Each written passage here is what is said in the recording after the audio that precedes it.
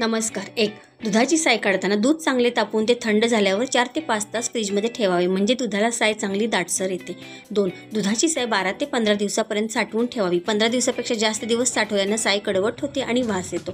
3. घरी मिक्सरचा वापर करून लोणी काढताना साठवलेली साय फ्रीजमधून बाहेर काढून साईमध्ये थोडेसे 2 चमचे दही टाकून 15 मिनिटे ठेवावी, म्हणजे लोणी काढताना जे ताक निघते ते आंबट होते. 4. लोणी काढताना जर तुम्हाला ताक नको असेल तर साठवलेल्या साईमध्ये दही टाकू नका, तर साठवलेली साय फ्रीजमधून काढून डायरेक्ट मिक्सरमधून फिरवून घ्यावी.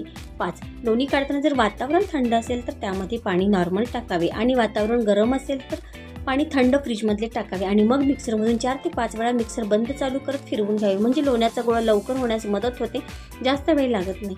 6. लोणी काढून झाल्यावर त्याची जे आंबट पाणी निघते त्याचे आपण ताक बनवतो, पण काही वेळा ते पाणी कडवट लागते. अशा वेळी ते ताक फेकून न देता कडीपत्त्याच्या झाडाला टाकावे, म्हणजे कडीपत्त्याचे झाड चांगले दाटसर येते.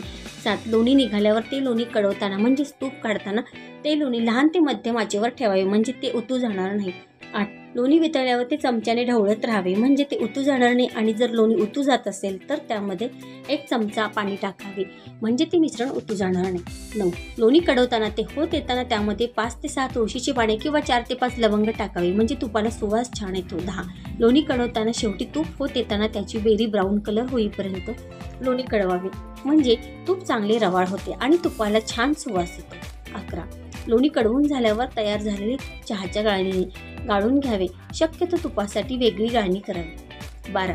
तूप काचेच्या भरणीत किंवा स्टीलच्या डब्यात भरून ठेवावे, म्हणजे तुपाला खवट वास येत नाही. 13. तूप गाळून शिल्लक राहिलेली जी बेरी असते त्यामध्ये थोडीशी साखर टाकून ती चपातीबरोबर किंवा गरम भाताबरोबर खा, खूप छान लागते.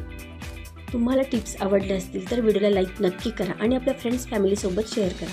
अशाच नवनवीन माहितीच्या व्हिडिओसाठी विजयलक्ष्मी रेसिपीज अँड ETC चॅनलला सबस्क्राईब करा. व्हिडिओ शेवटपर्यंत पाहिल्याबद्दल मनापासून आभार. थँक्यू. धन्यवाद.